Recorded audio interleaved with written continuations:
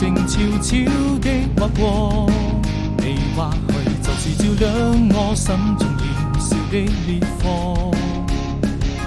深深地愛着你，跨越了山河，寫下嶄榮歲月和那動人的歌。歷經每個曾經的舊夢，記憶裡許多故事，誰在輕輕訴說？在蔚藍色天空綻放花朵，悠悠日的淚水輕輕地劃過，就這樣一直